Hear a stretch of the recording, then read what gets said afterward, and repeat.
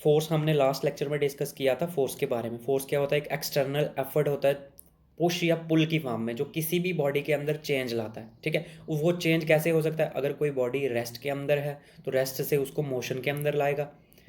अगर कोई body rest के अंदर है, रेस्ट से उसको मोशन के अंदर लाएगा। अगर कोई मोशन में है तो फोर्स लगाते ही उसको रेस्ट के अंदर लाया जा सकता है।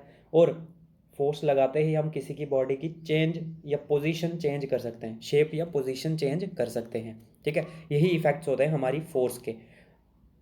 मास हमेशा किसी भी बॉडी का चेंज नहीं होता है दोस्तों। देख लो यहाँ पे लिखा हुआ मास नो चेंज, क्योंकि मास हमेशा कांस्टेंट रहता है किसी भी प्लेस पे लेके चले जाओ किसी बॉडी का। ठीक है, किसी भी बॉडी को किसी भी प्लेस के ऊपर ले जाओ, उसका मास हमेशा कांस्टेंट रहता है, कोई भी चेंज नहीं आती। ठीक है, और फोर्स का फॉर्मूला क्या होता है? Force is equals to mass into acceleration. Mass तो कांस्टेंट हो गया, अब जो चेंज आएगा वो एक्सेलरेशन के अंदर आएगा। एक्सेलरेशन भी हमारा क्या होता है? वेक्टर क्वांटिटी, जिसकी वजह से फोर्स भी क्या बच जाता है हमारा? Vector quantity. ठीक है, यूनिट जिसके हमने लास्ट लेक्चर में डिस्कस किए थे। फोर्स का क्या force is equals to mass into acceleration. अब ये जो मास है इसका क्या यूनिट होगा? केजी। और एक्सेलरेशन का क्या होता है? मीटर पर सेकंड स्क्वायर। तो इसका यूनिट बन गया केजी मीटर पर सेकंड स्क्वायर। इसी केजी मीटर पर सेकंड स्क्वायर को क्या बोला जाता है? न्यूटन। क्या बोला जाता है? न्यूटन। तो फोर्स का क्या यूनिट है? न्यूटन बोलो या केजी मीटर पर सेकंड स्क्वायर, दोनों का एक ही मतलब है। और एक न्यूटन कितने डाइन के बराबर होता है? डाइन यूनिट होता है इसका सीजीएस का। ठीक है, हमने स्टार्टिंग में यूनिट्स पढ़े थे, कितनी तरह के यूनिट्स होते हैं। तो एक न्यूटन 10⁻5 डाइन्स के बराबर होता है। ठीक है, इंपॉर्टेंट है, कई बार पूछा गया एग्जाम में। एक न्यूटन की वैल्यू कितने डाइन्स के बराबर होगी? तो 10⁻5 डाइन्स के बराबर होगी। अब बात करते हैं दोस्तों इनर्शिया की। किसकी? इनर्शिया की। अब ये इनर्शिया क्या बला है? इनर्शिया क्या होता है? देखो, अब इनर्शिया किसी भी बॉडी की एक प्रॉपर्टी होती है। क्या होती है? किसी भी बॉडी की एक प्रॉपर्टी होती है। वो प्रॉपर्टी अगर वो रेस्ट के अंदर है तो रेस्ट के अंदर ही रहना पसंद करेगी। अगर वो मोशन के अंदर है तो वो मोशन के अंदर ही रहना पसंद करेगी, मतलब अपने अंदर कोई भी चेंज लाना पसंद नहीं करेगी। उसी प्रॉपर्टी को क्या बोला जाएगा? इनर्शिया। ठीक है, इनर्शिया, जितनी बॉडी का ज़्यादा इनर्शिया होगा उतना हमें ज़्यादा फोर्स लगाना पड़ेगा उस बॉडी पे। Greater the inertia, greater the inertia greater will be the force required. जितना ज़्यादा बॉडी का इनर्शिया होगा, ठीक है, उतनी ज़्यादा हमें उसको फोर्स लगानी पड़ेगी। और मास ही क्या होता है? इनर्शिया का मेजर। अगर आपको किसी बॉडी का इनर्शिया निकालना है तो अगर आप उसका मास निकाल लेते हो तो आपको पता चल जाएगा उस बॉडी के अंदर कितना इनर्शिया है। ये भी इंपॉर्टेंट पॉइंट है यहाँ पे कि मास क्या होता है, किसका मेजर होता है? मास बॉडी के इनर्शिया का मेजर होता है। ठीक है, क्या होता है? बॉडी के किसी किसी भी बॉडी का जो इनर्शिया होता है वो उसका क्या कहलाता है? मास। ठीक है, अब इनर्शिया भी हमारे पास तीन तरह के होते हैं। Inertia of rest, inertia of motion, inertia of direction. ठीक है, तीन तरह के होंगे। अब इनर्शिया ऑफ रेस्ट क्या होता है? अगर कोई बॉडी रेस्ट के अंदर है तो वो रेस्ट के अंदर ही रहना पसंद करती है, इसी को बोला जाता है इनर्शिया ऑफ रेस्ट। और इनर्शिया ऑफ मोशन क्या हो गया? अगर कोई बॉडी मोशन के अंदर चल रही है तो जब तक आप, ठीक है, अगर कोई बॉडी मोशन के अंदर चल रही है तो वो हमेशा मोशन के अंदर ही चलना पसंद करेगी, अपनी चेंज को अपोज करने की कोशिश करेगी, वो रेस्ट में आना नहीं चाहेगी। ठीक है, इसी को बोला जाएगा इनर्शिया ऑफ मोशन। और इनर्शिया ऑफ डायरेक्शन, अगर कोई बॉडी अपनी डायरेक्शन को चेंज नहीं करवाना चाहती, उसको अपोज करती है, तो उसको बोला जाता है इनर्शिया ऑफ डायरेक्शन। अब ये जो इनर्शिया ऑफ रेस्ट है इसकी एग्जाम्पल क्या क्या है?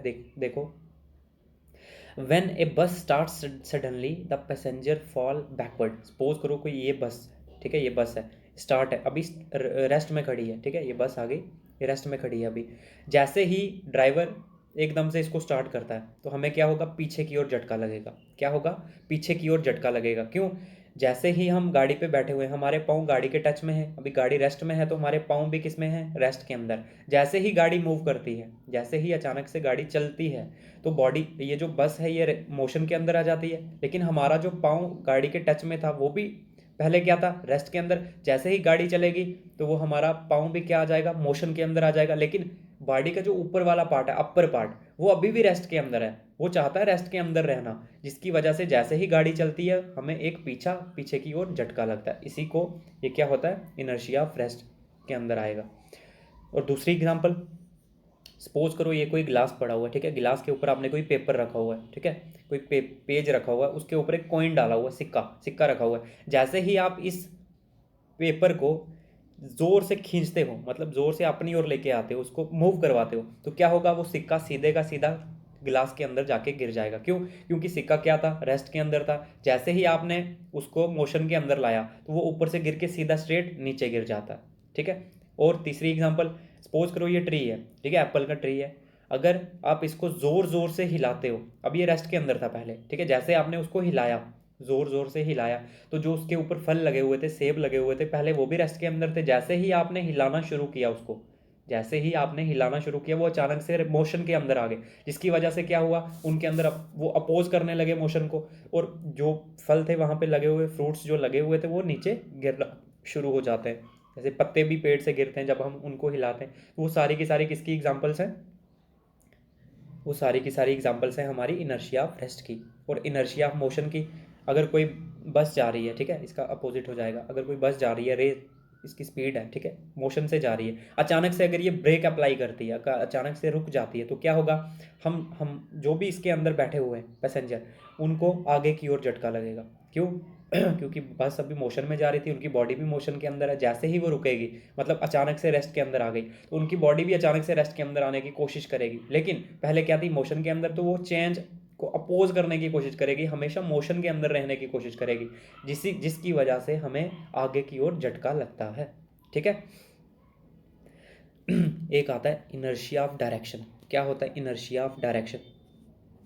डायरेक्शन में चेंज लाना। कहाँ कहाँ पे इसका यूज़, एग्जाम्पल क्या क्या है? जैसे एक खरगोश के पीछे कोई कुत्ता दौड़ रहा है, ये खरगोश आ गया, ये कुत्ता आ गया, खरगोश कभी इधर मूव करेगा, कभी इधर करेगा, कभी उधर, कभी उधर, तो कुत्ता भी ऐसे ऐसे जाते जाते उसको क्या होगा, कभी इधर गिरेगा, कभी उधर गिरेगा, कभी इधर गिरेगा, कभी उधर। तो ये भी किसकी एग्जाम्पल्स हैं? इनर्शिया ऑफ डायरेक्शन की। और जो हमारे टायर से मड निकलता है, ठीक है, अगर हम कीचड़ में लेके जा रहे हैं अपनी गाड़ी, तो टायर हमारा क्या करेगा, उस मड को पीछे की ओर फेंकता है। ठीक है, तो वो भी किसकी ओर, किसकी एक एग्जाम्पल है, इनर्शिया ऑफ डायरेक्शन की। आई होप ये सारी चीज़ें क्लियर हैं अब आपकी। ठीक है, इनकी डेफिनेशन याद रखना, वो एग्जाम्पल कहाँ क्या कहाँ कहाँ पे इसका यूज़ होता है। नेक्स्ट आता है हमारा सेंट्रीपिटल फोर्स। सेंट्रीपिटल फोर्स और नीचे एक और है सेंट्रीफ्यूगल फोर्स। ठीक है, ये दोनों की दोनों बहुत इंपॉर्टेंट है, कई बार एग्जामिनर यहाँ से ही डायरेक्ट क्वेश्चन पूछता है। तो ये जो हमारी सेंट्रीपिटल फोर्स होती है, कौन सी? Centripetal force. ये हमारी रियल फोर्स होती है। क्या होती है? Real force. ये एक्चुअल में फोर्स होती है। ठीक है, जो फोर्स कहाँ पे लगती है, अगर कोई बॉडी सर्कुलर मोशन में जा रही है, सर्कुलर पाथ ले रही है, सर्कुलर पाथ पे मूव कर रही है, तो जो उसको सर्कुलर पाथ के अंदर रोटेट करवाएगा, वो फोर्स कौन सा होगा? Centripetal force. कौन सा होगा? Centripetal force. और इंपॉर्टेंट चीज़, ये हमेशा सेंटर की ओर लगती है, बॉडी के सेंटर की ओर लगती है। मतलब अगर ये सर्कुलर पाथ है, तो सर्कुलर पाथ का एक सेंटर भी होगा, तो ये जो फोर्स होती है, ये उसको सेंटर की ओर लाती है, सेंटर से बांध के रखती है। इसी फोर्स को बोला जाता है सेंट्रीपिटल फोर्स। ठीक है, एग्जाम्पल देखा होगा आपने, अगर कोई कर्वी रोड है, मतलब मोड़ ही मोड़ आ रहे हैं, ऐसे ऐसे ऐसे, ठीक है, तो क्या होता है, मोड़ के जो साइड का जो पोर्शन होता है रोड का, उसको थोड़ा सा ऊंचा कर दिया जाता है। क्या कर दिया जाता है? ऊंचा कर दिया जाता है। देखना कभी ध्यान से, उसको बोला जाता है बैंकिंग ऑफ रोड्स। क्या बोला जाता है? Banking of roads. ठीक है, और ये किस लिए किया जाता है? ताकि जो बॉडी इस कर्व पाथ पे जा रही है, उसको actual necessary centripetal force provide हो सके, उसको एक्चुअल सेंट्रीपिटल फोर्स मिल सके, ताकि वो सर्कुलर पाथ पे ट्रैवल कर सके। ठीक है, इसका यही फंक्शन होता है। ठीक है, सेंट्रीपिटल फोर्स और कहाँ कहाँ पे लगती है? हमारी अर्थ मूव करती है सन के इर्द गिर्द, तो वहाँ पे भी centripetal force major role play करती है। मून हमारा अर्थ के इर्द गिर्द घूमता है, ठीक है, वहाँ पे भी सेंट्रीपिटल फोर्स अप्लाई होती है। जो हमारे इलेक्ट्रॉन्स होते हैं, वो न्यूक्लियस के इर्द गिर्द घूमते हैं, ठीक है, तो वहाँ पे भी क्या होता है? सेंट्रीपिटल फोर्स अप्लाई होती है। इन शॉर्ट आप ये समझ लो, जो भी कोई सर्कुलर पाथ ट्रेवल कर रही है बॉडी, उसके अंदर हमेशा सेंट्रीपिटल फोर्स लगेगी ही लगेगी। ठीक है, अब बात करते हैं हम सेंट्रीफ्यूगल फोर्स की। किसकी? Centrifugal force. ये एक्चुअल में फोर्स नहीं होती, हम एज्यूम कर लेते हैं ये फोर्स होती है, बट एक्चुअल में नहीं होती। इसको इसी वजह से अपीयरेंट फोर्स भी बोला जाता है, या फिर स्यूडो फोर्स भी बोला जाता है। स्यूडो मतलब PS, एक, इसको स्यूडो फोर्स भी बोला जाता है, PSEUDO, स्यूडो फोर्स। कौन सी फोर्स? इसको स्यूडो फोर्स भी बोला जाता है। कई बार पूछा गया सेंट्रीफ्यूगल फोर्स को क्या बोला जाता है? रियल फोर्स बोला जाता है, स्यूडो फोर्स बोला जाता है, क्या बोला जाता है? तो इसको अपीयरेंट फोर्स भी बोल सकते हो आप, और स्यूडो फोर्स भी बोल सकते हो, दोनों नाम याद रखना। ठीक है, ये क्या होता है, हमने अभी पढ़ा कि सेंट्रीपिटल फोर्स होती है एक बॉडी के जो सर्कुलर मोशन में लगती है, इनसाइड, ठीक है, सेंटर की ओर। लेकिन हम मान लेते हैं इसका कोई रिएक्शन भी होता है। अगर एक फोर्स इनसाइड लग रही है, अंदर की ओर लग रही है, तो एक उसका रिएक्शन भी होगा, बाहर की ओर भी एक फोर्स लगेगी। इसी बाहर की ओर जो फोर्स लगेगी इसी को बोला जाता है सेंट्रीफ्यूगल फोर्स। क्या बोला जाएगा? Centrifugal force. और ये हमेशा आउटसाइड द इसके बॉडी के आउटसाइड में लगेगी। कहाँ पे? आउटसाइड, बाहर वाली डायरेक्शन के अंदर लगेगी, ठीक है।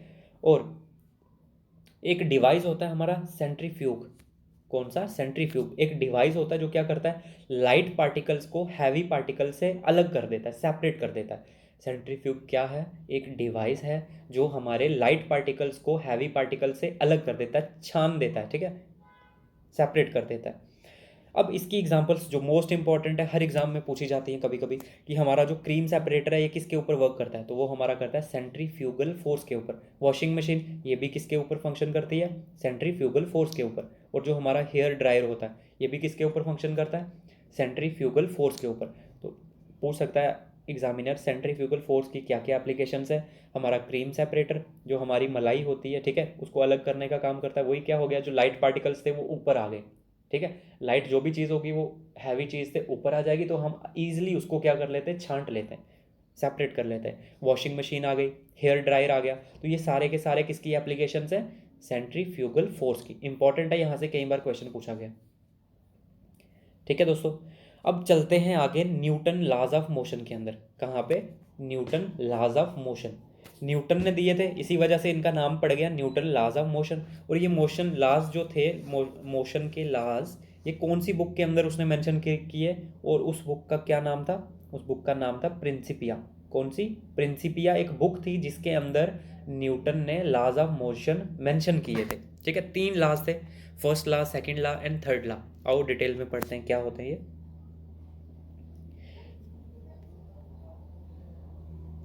पहला है हमारा फर्स्ट लॉ ऑफ मोशन, इसको लॉ ऑफ इनर्शिया भी बोला जाता है। क्या बोला जाता है? Law of inertia. याद रखना, कौन से लॉ को लॉ ऑफ इनर्शिया बोला जाता है? फर्स्ट लॉ को लॉ ऑफ इनर्शिया बोला जाता है। ये क्या कहता है कि अगर कोई बॉडी रेस्ट के अंदर है तो वो रेस्ट के अंदर ही रहना चाहेगी। अगर कोई बॉडी रेस्ट मोशन के अंदर है तो वो मोशन के अंदर ही रहना चाहेगी, जब तक हम उसके ऊपर कोई एक्सटर्नल फोर्स अप्लाई नहीं करवाते। जब तक हम उसके ऊपर कोई एक्सटर्नल फोर्स नहीं लगाते, तब तक अगर कोई बॉडी रेस्ट के अंदर है तो वो रेस्ट के अंदर ही रहेगी। अगर कोई बॉडी मोशन के अंदर है तो वो मोशन के अंदर ही रहेगी। कब तक? शर्त है तब एक, जब तक हम उसके ऊपर कोई एक्सटर्नल फोर्स नहीं लगाते तब तक, ठीक है। फिर इनर्शिया बता दिया मैंने आपको ऊपर क्या होता है, ये बॉडी की प्रॉपर्टी होती है। अब ये जो फर्स्ट लॉ है ये कहाँ कहाँ पे एप्लीकेबल है, कहाँ कहाँ पे यूज़ होता है? देखो, व्हेन ए कार और train start suddenly the passenger banks, वही बताया मैंने जो आपको अभी, कि अगर कोई कार या ट्रेन अचानक से रेस्ट से मोशन में आ जाती है एकदम से, तो जो पैसेंजर होते हैं वो पीछे की ओर उनको धक्का लगता है, ठीक है। अगर कोई हॉर्स, रनिंग हॉर्स है, कोई घोड़ा दौड़ रहा है, ठीक है, वो एक मिनट दोस्तों, तो चलिए दोस्तों, कहाँ तक पहुँचे थे? अगर कोई कार या ट्रेन हमारी अचानक से रुक जाती है तो क्या होगा, हमें आगे की ओर झटका लगेगा। अगर कोई कार या ट्रेन, बस बोलो कुछ भी बोलो, ठीक है, अगर वो रेस्ट से डायरेक्ट मोशन में आती है तो हमें पीछे की ओर धक्का लगेगा। उसी तरह से अगर कोई हॉर्स राइडर है, ठीक है, घुड़सवार, घोड़े पे सवार है, ठीक है, अगर घोड़ा अचानक से रुक जाता है, उसको रुकवा देता है, तो वो क्या होता है, आगे की ओर गिरता है। ये भी किसकी एग्जाम्पल्स हैं? ये सारी की सारी हमारी फर्स्ट लॉ ऑफ मोशन की एग्जांपल्स हैं। देखा होगा आपने, अगर कोई ब्लैंकेट है या कोट है, ठीक है, उसके अंदर डस्ट पड़ी हुई है, अगर हम उसके ऊपर एक स्टिक से मारते हैं, स्टिक से बीट करते हैं, उसके ऊपर मारते हैं डंडे से, तो क्या होता है, डस्ट पार्टिकल्स बाहर आ जाते हैं। क्यों आ जाते हैं? क्योंकि पहले वो रेस्ट के अंदर थे, जैसे ही आपने डंडा मारा वो मोशन के अंदर आ गए, और वो क्या हो गए, हमने एक्सटर्नल फोर्स लगाई, जिसकी वजह से उन्होंने अपनी स्टेट चेंज कर ली। वही एक और एग्जांपल दी थी मैंने पहले भी, अगर लीव्स या फ्रूट्स होंगे ट्रीज़ के ऊपर, अगर आप ट्री को ज़ोर से हिलाओगे तो क्या होगा, वो नीचे गिर जाएंगे। ये सारे का सारा किसके अंदर आएगा? फर्स्ट लॉ ऑफ मोशन के अंदर, ठीक है। और मास हमने अभी भी डिस्कस किया था कि मास ही क्या होता है, मेजर ऑफ इनर्शिया, ठीक है। अगर किसी भी बॉडी का आपने इनर्शिया निकालना है, तो अगर आपको उसका मास पता चल जाता है तो आप उसका इनर्शिया ईजिली फाइंड आउट कर सकते हैं, क्योंकि वो उसी के बराबर होगा, ठीक है। नेक्स्ट आता है हमारा सेकंड लॉ ऑफ मोशन। कौन सा? Second law of motion. ये क्या करता है? सेकंड लॉ ऑफ मोशन को फंडामेंटल लॉ भी बोला जाता है। क्या बोला जाता है? Fundamental law. क्यों? क्योंकि जो फर्स्ट लॉ है और जो थर्ड लॉ है न्यूटन का, वो सारे के सारे जैसे फर्स्ट लॉ और थर्ड लॉ कहाँ से निकाले गए हैं? सेकंड लॉ से। इसीलिए सेकंड लॉ को फंडामेंटल लॉ भी बोला जाता है। और ये क्या करता है? हमें फोर्स के मैग्नीट्यूड के बारे में बताता है। किसके बारे में? Gives the magnitude of force. Force के मैग्नीट्यूड के बारे में बताता है। अब ये लॉ क्या कहता है? ये लॉ कहता है the rate of change of momentum of a body is directly proportional to the applied force. मतलब एक बॉडी के अंदर जो मोमेंटम चेंज आएगा, मोमेंटम के अंदर जो चेंज आएगा वो किसके ऊपर डिपेंड करेगा? वो डिपेंड करेगा फोर्स के ऊपर। आप कितनी उसके अंदर उस पर कितनी फोर्स लगा रहे हो। जितनी फोर्स लगाओगे उसी के हिसाब से उसके मोमेंटम के अंदर क्या होगा? चेंज आएगा। F is equals to del P upon del T. F is equals to del P upon del T. Del P मतलब पी स्टैंड्स फॉर मोमेंटम, कितना बॉडी के अंदर कितना मोमेंटम चेंज हो रहा है, और डिवाइडेड में क्या करवाया हमने? Del T. डेल टी मतलब टाइम के अंदर कितना चेंज आ रहा है, कितने टाइम में कितना मोमेंटम चेंज होगा। ठीक है। अब मोमेंटम हमें पता किसके बराबर होता है? मास इंटू वेलोसिटी के बराबर। किसके? Mass into velocity. अब ये मास होता है कांस्टेंट। क्या होता है? कांस्टेंट, कभी भी चेंज नहीं होता। तो मास को हमने सेपरेट कर लिया यहाँ पे, मास साइड हो गया। फिर आ गया डेल वी। वी मतलब वेलोसिटी कितनी चेंज होगी कितने टाइम में? Del V upon del T. ठीक है। मास आ गया कांस्टेंट, तो मास को हमने उठा के यहाँ पे रख दिया। अब del V upon del T मतलब कितनी वेलोसिटी चेंज हो रही है कितने टाइम में, यही क्या कहलाता है? उसका एक्सेलरेशन। तो हमने लिख दिया del V upon del T को एक्सेलरेशन। तो यहाँ से हमें फोर्स का फॉर्मूला मिल गया, F is equals to mass into acceleration. यही हमारा फोर्स का फॉर्मूला होता है। ठीक है दोस्तों। अब इसकी एग्जांपल्स क्या क्या आएंगी? सेकंड लॉ ऑफ मोशन की एप्लीकेशंस कहाँ कहाँ पे इसका यूज़ होता है? देखा होगा दोस्तों, जो फ्लोर होता है, फर्श होता है या पक्की जगह होती है, वहाँ पे अगर हम छलांग लगाते हैं तो ज़्यादा हर्ट होता है एज़ कम्पेयर टू ग्राउंड के ऊपर। अगर हम ग्राउंड के ऊपर मिट्टी के ऊपर छलांग लगाते हैं किसी ऊंची जगह से तो वहाँ पे हमें कम लगती है। अगर वही उतनी ऊंचाई से हम किसी पक्की जगह पे किसी फर्श के ऊपर छलांग लगाते हैं तो हमें थोड़ा सा ज़्यादा हर्ट होता है। तो यही किसकी एग्जाम्पल है? हमारी सेकेंड लॉ ऑफ मोशन की।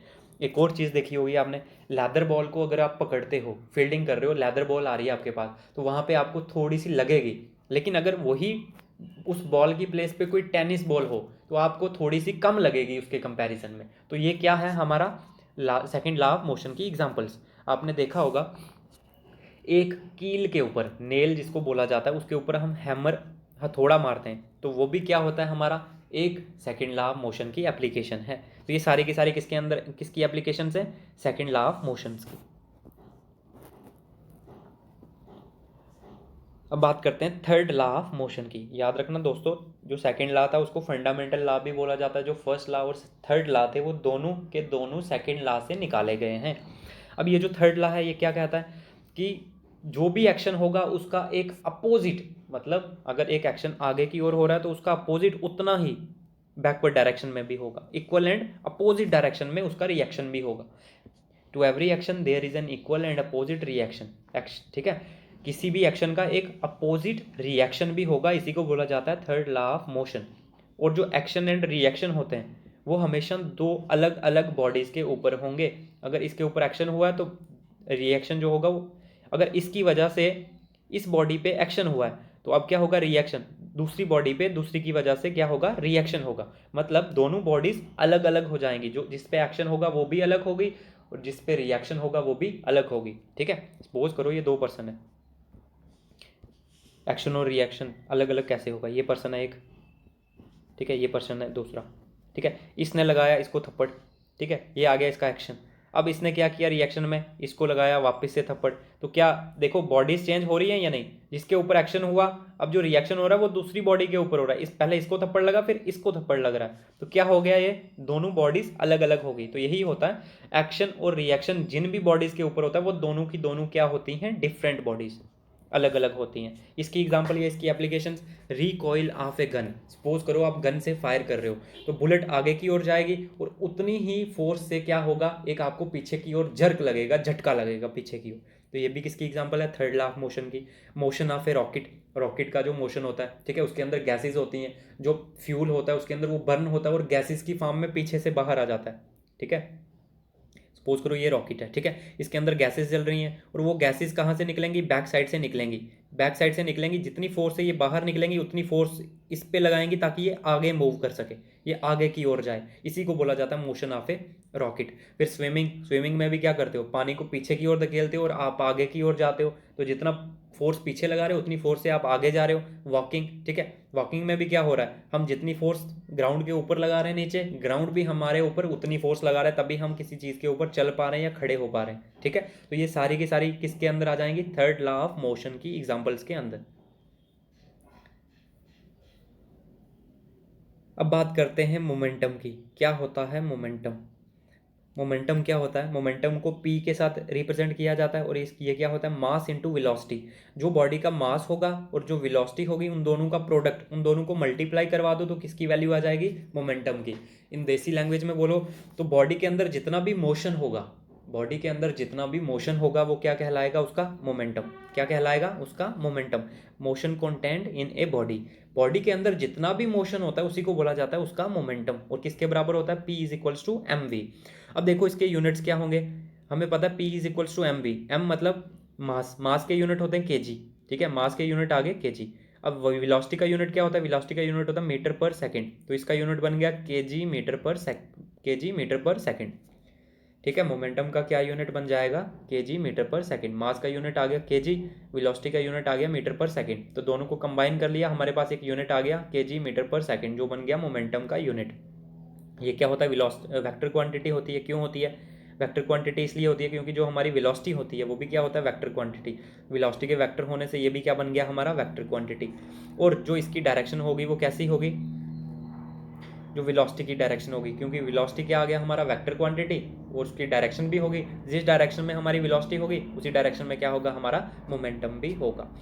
याद रखना, स्टेशनरी ऑब्जेक्ट, जो कोई रुकी हुई बॉडी है, ठीक है, जो कोई मोशन से मूव नहीं कर रही, उसके अंदर मोमेंटम कितना होगा, जीरो। क्यों होगा, अब वेलोसिटी उसके अंदर आ गई जीरो। जब वेलोसिटी जीरो हो गई, जीरो को किसी के साथ भी मल्टीप्लाई करवाओगे तो उसकी वैल्यू भी जीरो हो जाएगी। इसीलिए स्टेशनरी ऑब्जेक्ट, जो स्थिर होगा, जो खड़ा होगा, जो चलेगा नहीं, उसके अंदर जो उसका मोमेंटम होगा वो जीरो होता है। और इसके कंपैरिजन में देखो, अगर कोई बहुत बड़ी बॉडी है बहुत बड़ी बॉडी है, एक ये आ गई, अगर ये बिल्कुल धीरे धीरे चल रही है, इसके कंपैरिजन में एक छोटी सी बॉडी है बहुत ही तेज़ी से चल रही है, बहुत ही तेज़ी से चल रही है, इन दोनों केसेस में क्या होगा, हाई मोमेंटम होगा। क्या होगा, हाई मोमेंटम होगा। अगर कोई छोटी बॉडी है, उसकी स्पीड तेज़ है, उसकी वेलोसिटी बहुत ज़्यादा है, वेलोसिटी बहुत ज़्यादा है, तो उसका मोमेंटम भी ज़्यादा होगा। अगर कोई बहुत बड़ी चीज़ है, ठीक है, मास उसका ज़्यादा आ गया, मास ज़्यादा हो या वेलोसिटी ज़्यादा हो तो मोमेंटम क्या हो जाएगा, बढ़ जाएगा, ठीक है। अब बात करते हैं laws of momentum, law of conservation of momentum की, ठीक है। क्या कहता है ये कि टोटल मोमेंटम किसी भी बॉडी का बिफोर एंड आफ्टर कोलिजन क्या होगा, सेम होगा, उसके अंदर कोई भी चेंज नहीं आएगी जब तक उसके ऊपर कोई एक्सटर्नल फोर्स एक्ट ना करे। जब तक उसके ऊपर कोई एक्सटर्नल फोर्स एक्ट ना करे तब तक क्या होगा, जो बिफोर एंड आफ्टर कोलिजन जो उनका क्या था, मोमेंटम था, वो कभी भी चेंज नहीं होगा। देखो कैसे, ये बॉडी आ गई, इसका मास है m1, ये बॉडी है, इसका मास है m1, ये बॉडी है, इसका मास है m2, इसकी वेलोसिटी कितनी है u1, इसकी वेलोसिटी कितनी है u2। अगर हम मान लें u1 is greater than u2, अगर u1 की वेलोसिटी ज़्यादा है u2 से, तो ये क्या करेगी, तेज़ी से आएगी और इसके ऊपर टकराएगी, इसको इस पर स्ट्राइक करेगी, इससे टकराएगी। जैसे ही टकराई तो कोलोजन हो गई। अब जितना मोमेंटम इससे पहले था, कोलोजन, ये टकराना, ये आ गया टकराना, ठीक है, जब उनकी कोलोजन हुई, टकराए वो, ठीक है। इससे पहले इन दोनों का जो मोमेंटम था वो बराबर होगा, इसके बाद जो उनका मोमेंटम होगा। अब बॉडी का मास कितना है, मास तो चेंज नहीं होगा, इसका भी मास टकराने के बाद m1 ही रहा और इसका भी मास कितना रहा, m2। लेकिन जो वेलोसिटी के अंदर चेंज आया वो कितना आया, u1 से v1 हो गया और u2 से v2 हो गया। मतलब अब देखो टोटल मोमेंटम कितना हो गया इनका, momentum mass into velocity, m1 v1 ये वाला, m2 v2 ये वाला, ये दोनों का एडिशन इज इक्वल्स टू किसके बराबर हो जाएगा, जो कोलोजन के बाद मोमेंटम था, m1 v1 plus m2 v2, ये दोनों के दोनों क्या होंगे, इक्वल होंगे, ठीक है। तो law of conservation of momentum क्या कहता है कि किसी भी कोलिजन से पहले और कोलिजन के बाद, कोलिजन मतलब टकराव, ठीक है, उसके बाद जो भी मोमेंटम होगा वो दोनों का सेम होगा, मोमेंटम के अंदर कोई भी चेंज नहीं आएगी। और जो हमारा रॉकेट होता है, रॉकेट किसके ऊपर वर्क करता है? Law of conservation of momentum के ऊपर। अभी पढ़ा हमने ऊपर कि जो हमारा रॉकेट होता है ये थर्ड लॉ ऑफ मोशन के अंदर भी आता है, ठीक है, थर्ड लॉ ऑफ मोशन के अंदर भी आता है और law of conservation of momentum के अंदर भी आता है, क्योंकि इसके अंदर भी मोमेंटम क्या रहता है? Before and after collision same रहता है। तो याद रखना, rocket works on law of conservation of momentum. जो लॉ यूज़ किया जाएगा, जो नियम यूज़ किया जाएगा इसके ऊपर, वो कौन सा होता है? Law of conservation of momentum.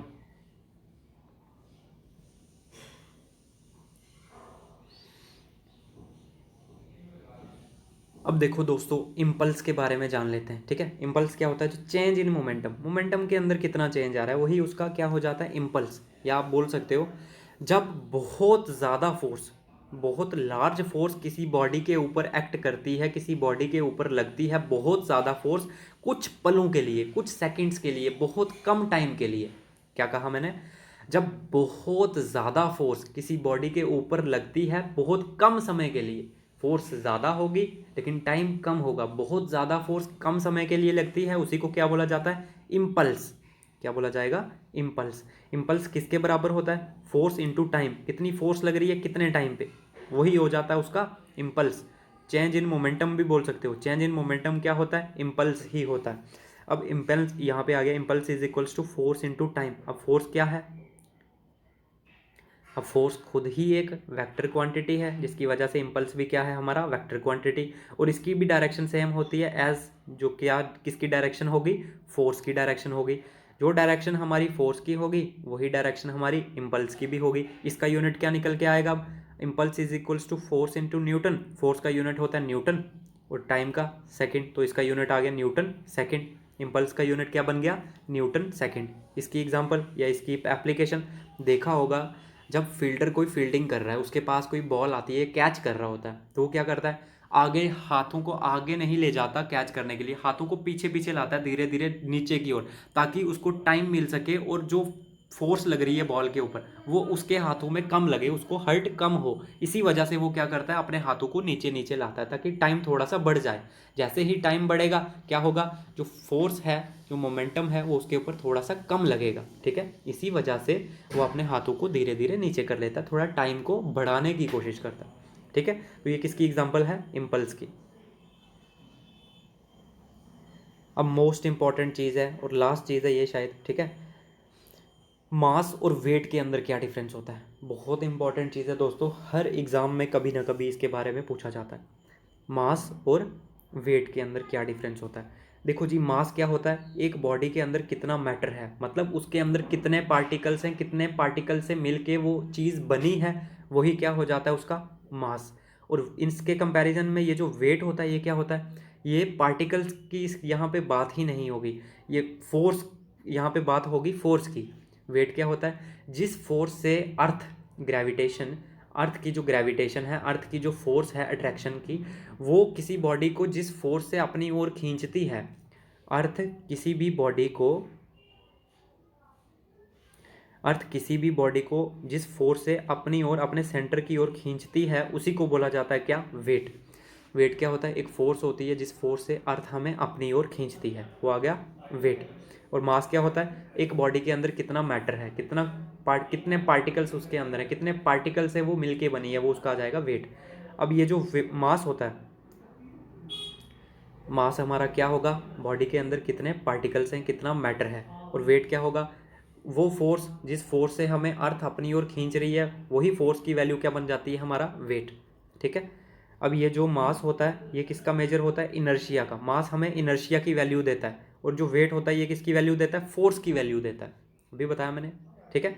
मास हमें इनर्शिया की वैल्यू देता है और वेट हमें फोर्स की वैल्यू देता है। मास हमेशा सेम होता है हर जगह पे, इधर धरती पे रखो किसी बॉडी को, उसका जो मास होगा सेम होगा, अगर चांद पे ले जाओगे तब भी उस बॉडी का मास क्या रहेगा? सेम रहेगा। लेकिन ये जो वेट होगा ये हर प्लेस पे क्या करेगा? वेरी करेगा। सर, धरती के ऊपर भी, अर्थ के ऊपर भी, हर प्लेस के ऊपर इसका वेट क्या होगा? वेरी करेगा, लोकेशन पे वेरी करेगा, क्योंकि हर जगह पे अर्थ की फोर्स अलग अलग होती है, एक जैसी नहीं होती।